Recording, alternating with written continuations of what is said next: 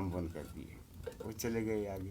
मान के चलिए कि ये वो स्थान था जहां अभिमन्यु फंस गए थे। हाँ, नहीं आगे हाथ बात में थे ना। अब यहाँ ऐसा ही हुआ था कि आधा बनाए थे थोड़ा। ये कुल्हाड़ी से प्रहार किया गया था इस शिवलिंग पर। नहीं सारा बनिया हुआ महल अच्छा, आधा आधा बना। हाँ आधा आधा बना था ये। आधा बना वही छोड़ जो लंका थी ना, वो भी चक्रव्यूह के तरह ही उसका निर्माण हुआ था। महाभारत का सबसे उचित प्रमाण है, कुछ क्षणों के लिए सिर्फ इसको देखना है। 30 से 40 सेकंड तक इसको देखिए। लाक्षागृह कांड होने के पश्चात यहाँ पर उस हौदिया में इन्हें फेंक दिया गया था, मार दिया गया। 864 किलोमीटर लंबा था ये चक्रव्यूह। और चक्रव्यूह में कौन फंस गया था? अभिमन्यु जी। अभिमन्यु कौन थे? भगवान श्री कृष्ण के भांजे थे। इसके बाद उसको भी मार दिया। सर्वप्रथम यहाँ पर ज्ञात हुआ था कि पांडवों से संबंधित कोई प्रमाण यहाँ पर उपस्थित है, परंतु एक समय, एक रात्रि जब ये ध्यान में लीन थे तो इनके हाथ पैर बांधकर मुंह पर पट्टी बांधकर इन्हें यहाँ पर जो हौदिया बनी हुई है चक्रव्यूह के पीछे, वहां पर फेंक दिया गया था। इस स्थान के रहस्यों को मिटाने का भरपूर प्रयास किया गया। सोच के देखिए, क्या अंग्रेज कभी ये चाहते कि आप अपने इतिहास के बारे में जानें? इस वीडियो में मैंने प्रयास किया है कि किसी भी प्रकार की एडिटिंग ना की जाए।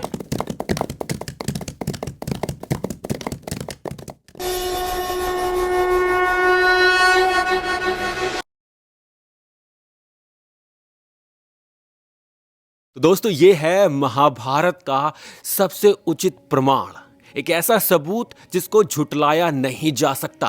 आपको क्या करना है, कुछ क्षणों के लिए सिर्फ इसको देखना है। 30 से 40 सेकंड तक इसको देखिए। लाक्षागृह कांड होने के पश्चात जब पांडव अज्ञातवास, वो गुप्त वनवास के लिए निकलते हैं। एक बात याद रखिए, पांडव जब जुए में हारे थे उसके बाद 13 वर्ष के लिए वनवास के लिए गए थे, उसमें 1 वर्ष का अज्ञातवास था। उससे पहले जब लाक्षागृह कांड हुआ था उसके बाद भी पांडव 2 वर्षों के लिए वन में छुप के रहे थे। उस समय वो हिमाचल प्रदेश आए थे। हिमाचल प्रदेश में वो इस स्थान पर कुछ समय के लिए रहे थे और यहाँ पर उन्होंने, अर्जुन जी ने युधिष्ठिर जी को एक चक्रव्यूह बनाकर दिखाया था, क्योंकि लाक्षागृह कांड के पश्चात ये तय हो चुका था कि अब युद्ध होना है कौरवों के साथ। दुर्योधन 1 इंच भी धरा छोड़ने को तैयार नहीं था पांडवों के लिए। दुर्योधन ये चाहता था कि पांडव अब मर जाएं, इस पृथ्वी को त्याग दें। तभी यहां पर आए थे पांडव छुपते छुपाते। लाक्षागृह कांड के बाद पांडव नहीं चाहते थे कि ये दुर्योधन को ज्ञात हो कि पांडव अभी जीवित हैं, तो वो छुपते छुपाते इस स्थान पर आते हैं, हिमाचल प्रदेश के। अब चक्रव्यूह के बारे में थोड़ा जान लेते हैं, फिर ये स्थान आपको दिखाऊंगा। ये चक्रव्यूह 288 कोस लंबा। अब 288 कोस कितने होते हैं? एक कोस में मान के चलिए 3.12 किलोमीटर होता है। तो यदि हम गणित करें, 3 के साथ करते हैं तो 3 8 4 3 8 4 2 6 3 2 6 2 8 864 किलोमीटर लंबा था ये चक्रव्यूह। सोच के देखिए, कुरुक्षेत्र में जो युद्ध हुआ था उसमें चक्रव्यूह 864 किलोमीटर लंबा था। और कितना चौड़ा था? 120 कोस अर्थात 360 किलोमीटर चौड़ा चक्रव्यूह था। कितनी सेना लगी होगी उस चक्रव्यूह के निर्माण के लिए। और चक्रव्यूह में कौन फंस गया था? अभिमन्यु जी। अभिमन्यु कौन थे? भगवान श्री कृष्ण के भांजे थे। भगवान श्री कृष्ण अभिमन्यु के मामा थे।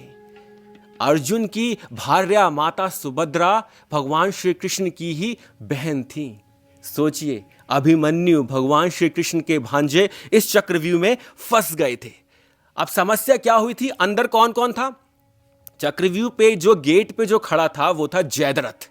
जयद्रथ ने क्या किया? अभिमन्यु को तो प्रवेश करने दिया, परंतु पांडवों को रोक लिया। अर्जुन तो चले गए थे युद्ध करने के लिए उस सेना के साथ, जो आत्मघाती सेना थी, जिसे मरने के लिए ही तैयार किया गया था अर्जुन से युद्ध करने के लिए। अर्जुन चले गए वहां युद्ध करने के लिए। अब जयद्रथ खड़ा हो गया चक्रव्यूह के द्वार पर।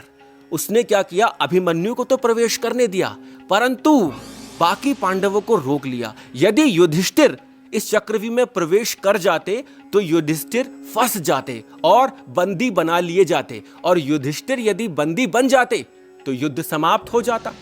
यहां पर तो जयद्रथ खड़ा हुआ था रोकने के लिए। अंदर घुसते ही द्रोणाचार्य, दुर्योधन, दुशासन, कृपाचार्य, शकुनी, कर्ण, अश्वत्थामा, 7 महारथी अंदर थे।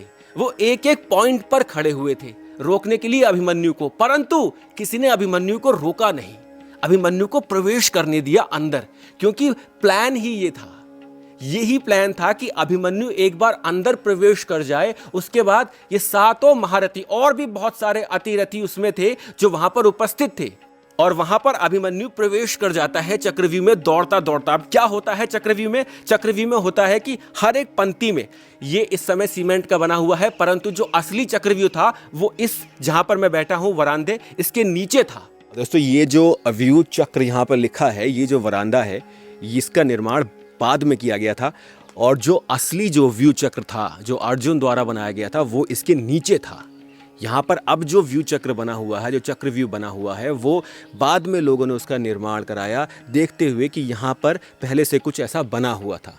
ये स्थान पहाड़ों से घिरा हुआ है चारों ओर से, यहाँ कोई झरना नहीं है, तो यहाँ कोई वाटर फिल्ट्रेशन के लिए कुछ नहीं बनाया गया है। ये जो बना था पहले, उसके ऊपर बाद में एक चक्रव्यूह का निर्माण किया गया सीमेंट से यहाँ के स्थानीय लोगों ने, परंतु जो असल में जो चक्रव्यूह था वो नीचे था, इस वरांदे के नीचे बना हुआ था। बाद में ये वरांदा बना दिया गया है ऊपर, और इसके बाद इस चक्रव्यूह का निर्माण किया गया दिखाने के लिए, दर्शाने के लिए। अब क्या होता है चक्रव्यूह में, ये समझने का प्रयास कीजिए।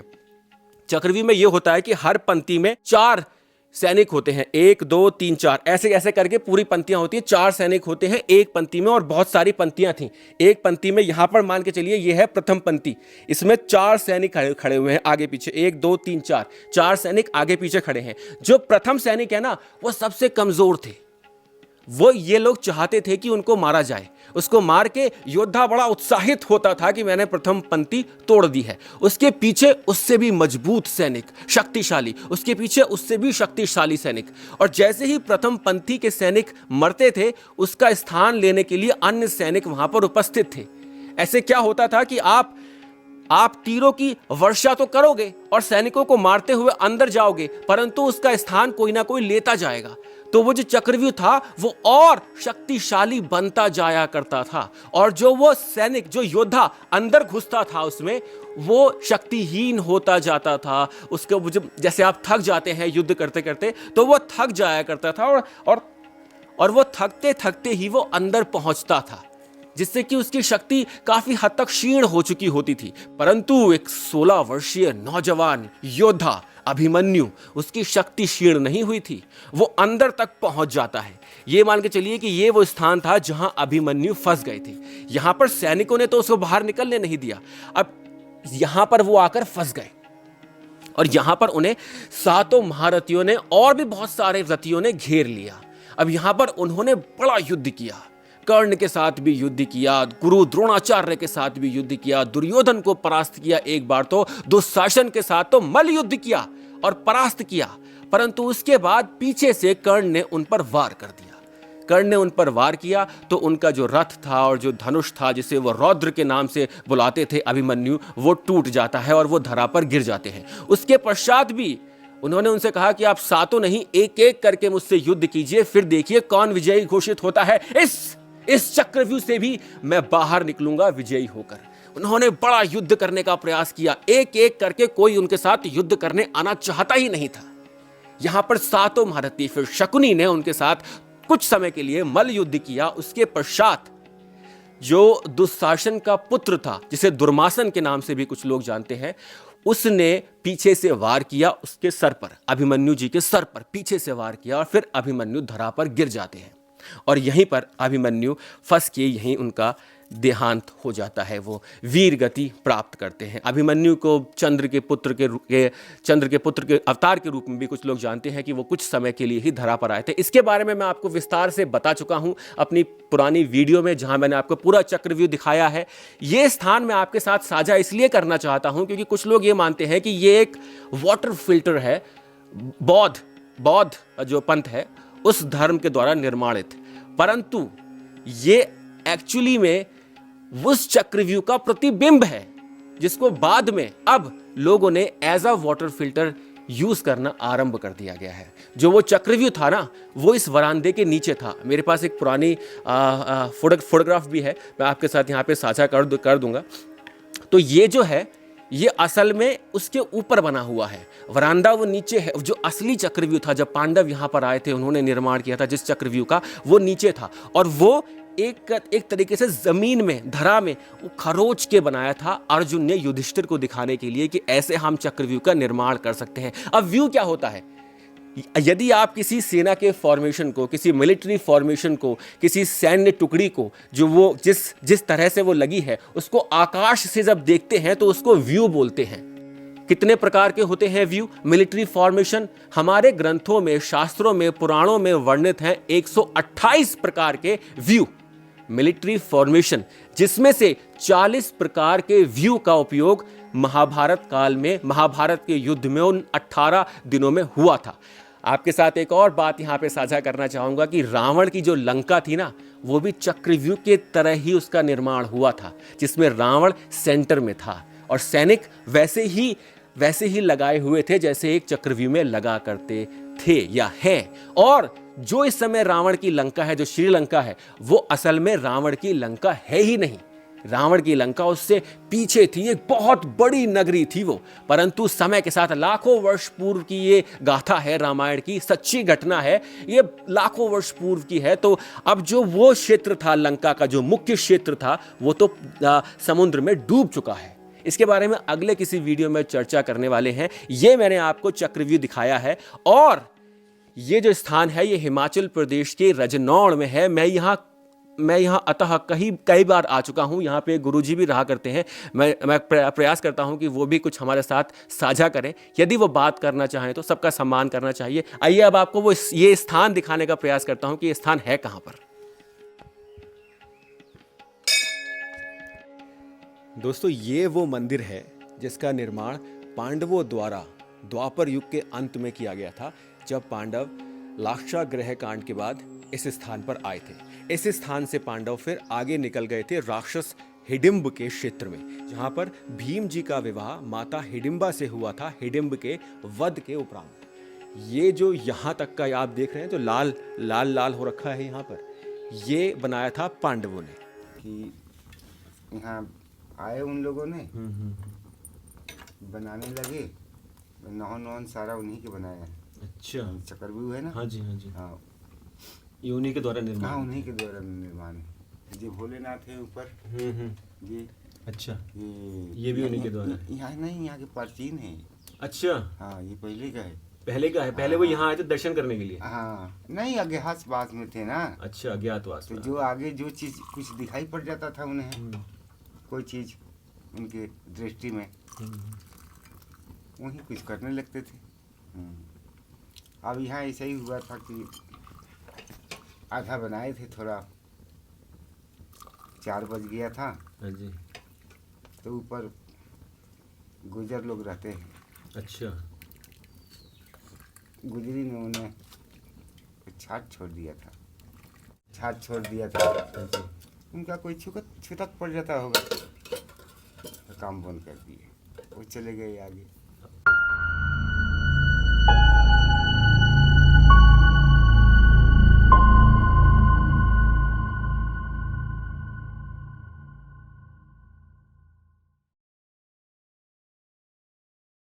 उसके ऊपर जो बना है उसका निर्माण बाद में किया गया। पांडव यहाँ से आधा मंदिर बनाकर यहाँ से चले गए थे, क्योंकि सुबह हो गई थी और गांव वाले यहाँ पर आ गए थे।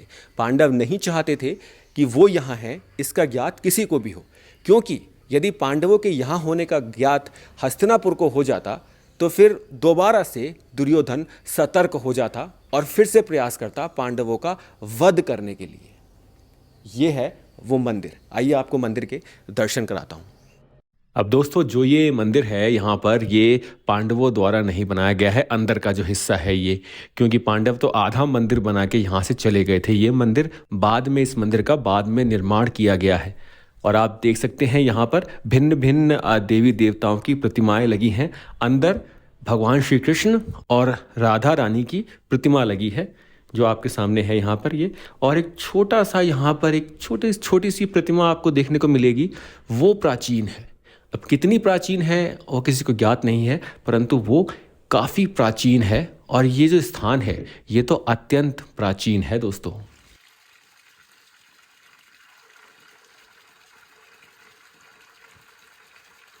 इन्होंने सारा बढ़िया हुआ महल अच्छा, आधा आधा बना हाँ आधा आधा बना था ये, आधा बना मेरी छोटी छोटी किस्म चर्चा लगी आगे बढ़ गए पांडव। आगे लगे ना छाछ वाला तो छाछ वो बना रहे थे ऊपर गुजर। गुजर अच्छा, तो उसकी आवाज़ सुन ली। भगवान 20 कम करना है 20 कम करना है साले। अच्छा, एक 2 घंटे का खाना 2 घंटे में। 2 घंटे में खाना ये सब कुछ अच्छा, ये आधा घंटा पर नहीं छोड़ी सारा महल बन गया। महल बन गया बाद में। देखो कल पत्थर आया, कल क्या आया, कल कटिया, कल बनाया, कल लाया, ये भी देखो चमत्कार है।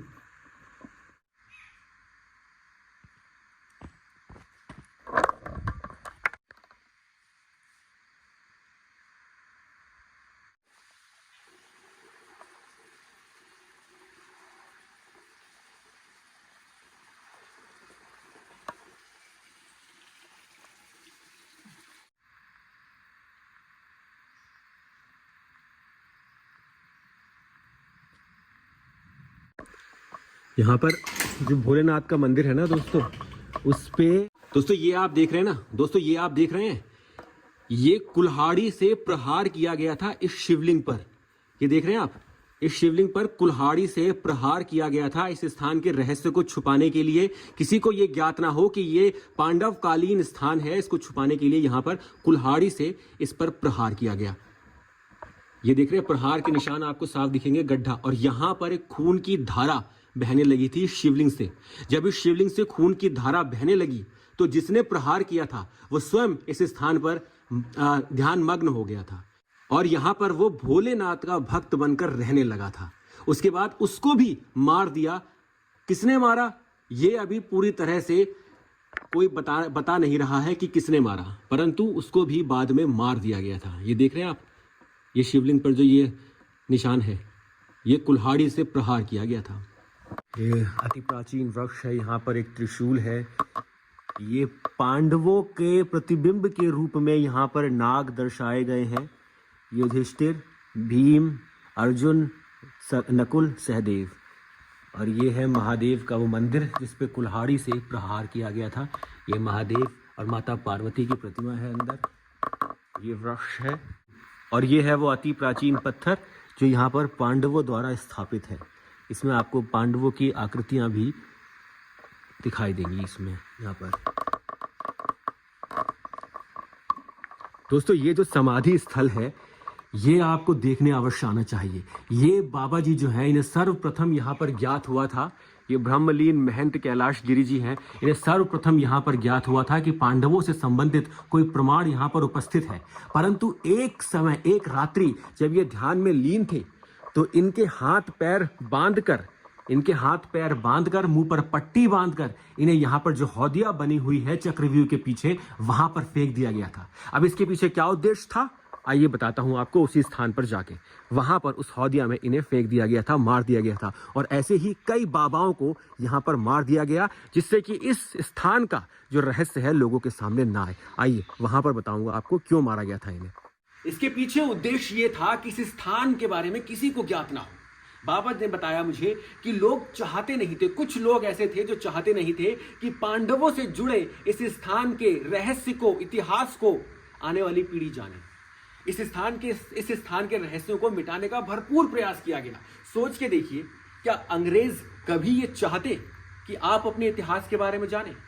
या वामपंथी कभी ये चाहते कि आप भगवान से जुड़े, अपने पांडवों से या भगवान श्री कृष्ण से जुड़े किसी भी स्थान के बारे में कुछ जानें? सोच के देखिए, आज हम जिस दिशा में भाग रहे हैं उस दिशा में बहुत से हिंदू ऐसे हैं जो हमारे ही ग्रंथ रामायण महाभारत को कल्पना मानते हैं।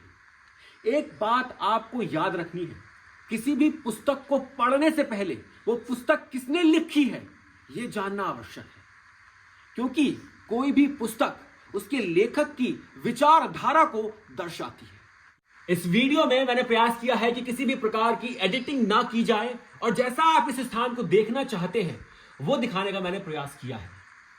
मेरा प्रयास सार्थक है या नहीं ये तो मुझे ज्ञात नहीं है, परंतु मुझे एक बात का ज्ञात है कि मेरा जो इतिहास है, जो हमारे सनातन धर्म का इतिहास है, वो हमारे सामने प्रमाणित है और मैं अपने वीडियो के माध्यम से आपको वो दर्शाने का प्रयास भी कर रहा हूं।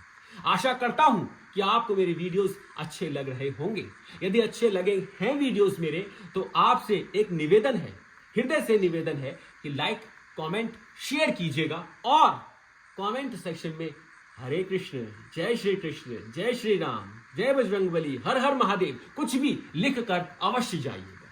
और यदि वीडियो आपको अति उत्तम लगा हो तो आप मेरी वित्तीय सहायता, फाइनेंशियल हेल्प भी कर सकते हैं, क्योंकि किसी भी यात्रा में आपको धन की आवश्यकता अवश्य होती है और मैं कोई संत, महात्मा, त्यागी, ऐसा विद्वान नहीं हूं।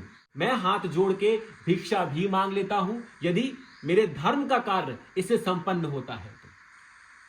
हर हर महादेव।